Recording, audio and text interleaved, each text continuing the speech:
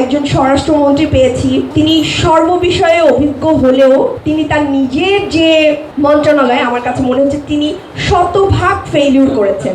আইনের শাসন প্রতিষ্ঠা, এই জায়গায় আমরা একদমই পিছিয়ে আছি। সরকার গঠনের পরে আমরা খুব ভালো, স্মার্ট, সুবক্তা, ড্যাম স্মার্ট একজন স্বরাষ্ট্রমন্ত্রী পেয়েছি, কিন্তু তিনি সর্ববিষয়ে অভিজ্ঞ হলেও তিনি তার নিজের যে মন্ত্রণালয়, আমার কাছে মনে হচ্ছে তিনি শতভাগ ফেইলিউর করেছেন। তিনি অন্যান্য জায়গায় অনেক ভালো হতে পারেন বা তার অনেক জ্ঞান থাকতে পারে, কিন্তু তার যেটা করণীয় সেই জায়গায় শতভাগ তিনি ফেইলিউর হয়েছে, যার কারণে খুন, ধর্ষণ এবং নারীর প্রতি হেট স্পিচ বা এই যে অনলাইনে সুরক্ষা, এটা কিন্তু স্বরাষ্ট্র মন্ত্রণালয় থেকেই আসার কথা, এগুলো কিন্তু আসছে না। বরং দেখা যায় যে বিরোধী পক্ষকে আরও কিভাবে দমিয়ে রাখা যায় সেই ব্যবস্থাটাই সরকার পক্ষ থেকে করা হয়। 5+ স্টার রেটিং প্রাপ্ত দেশের সর্বোচ্চ বিদ্যুৎ সাশ্রয়ী ওয়ালটন এসি স্মার্ট কমফোর্ট এখন নেক্সট লেভেলে। এই যে নারীর অনলাইন হ্যারাসমেন্ট, এটার সাথে কিন্তু অনেক কিছু রিলেটেড।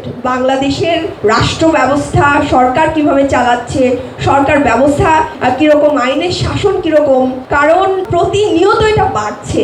ধারণা করছিলাম যে সরকার গঠন হলে এটা কমে যাবে, বাট এটা কিন্তু বাড়ছে। তো সরকার দলের যারা আছে তারা মনে করছে যে আমি তো সরকারে আছি, যাই দুটা গালি দিয়ে আসি, কেউ কিছু বলার আমাকে সাহস পাবে না, যেহেতু আর বিচার ব্যবস্থা তো টোটালি ভঙ্গুর, এটা নিয়ে বলার কিছু নাই। তো এই জায়গায় তিনটা কথা আসছে যে ফ্যামিলি, বিচার ব্যবস্থা, রাজনৈতিক দলের দায়, এবং সেটা প্রত্যেকটা রাজনৈতিক দলের, আমি স্পেসিফিক্যালি কোনো কাউকে দোষারোপ করছি না, প্রত্যেকটা রাজনৈতিক দলের এই দায় আছে, কারণ সব পক্ষই কোনো না ভাবে কেউ বেশি কেউ কম অ্যাটাক হচ্ছে। তো